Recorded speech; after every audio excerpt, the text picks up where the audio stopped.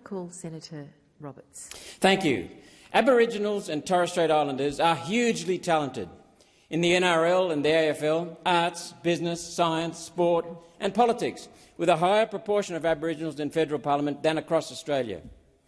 I've driven to all Cape York communities twice, some 3 times.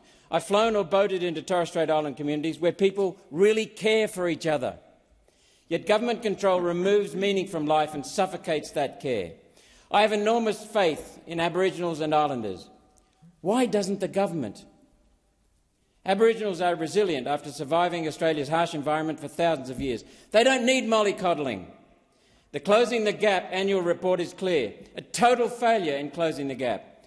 Only 4 of 17 targets met or goals achieved, and some gaps actually worsening.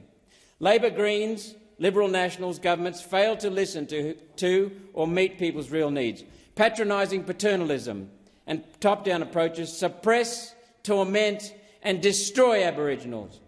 In reporting to Parliament on closing the gap, successive Prime Ministers and opposition leaders duck and weave, using broad, fluffy motherhood statements to portray vague, insincere aspirations devoid of data and specifics. Lies.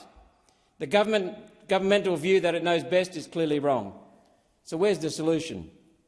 For the 2022-23 financial year, the National Indigenous Australians Agency, the NIAA, total resourcing was $4.5 billion on programs. And the result? Rank failure. Where did the money go?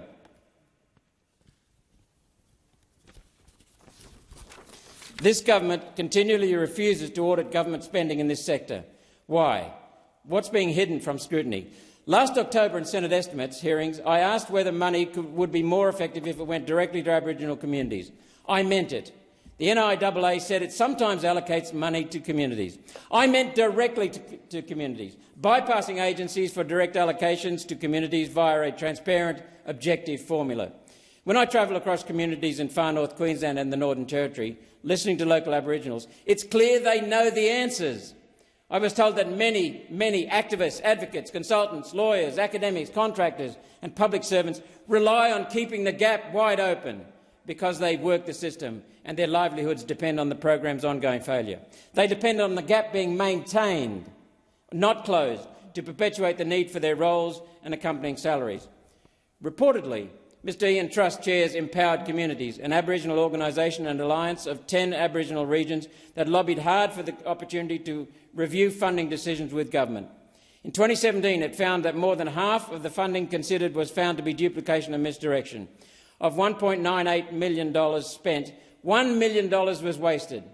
With sensible local representatives in charge, this model develops responsibility and ownership. Mr Trust supported the cashless debit card and objected to the Albanese government's capricious decision to take it away without consulting the people. Despite extensive evidence of alcohol-related harm to Aboriginal children, the McGowan Labor government ignored his calls for severe alcohol restrictions in his hometown. Why won't governments listen and learn? The Australian people spoke decisively when we overwhelmingly rejected the divisive voice referendum 60-40. We, the people of Australia, do not want race to decide rights that should apply to all Australians. Yet some states and territories are still actively considering introducing voices and/or treaties. That's a big middle finger to the Australian people's decision. South Australia's One Nation MP, Sarah Game, is sponsoring a bill to repeal the South Australian voice legislation, which clearly has no public mandate. I applaud Sarah Game's initiative.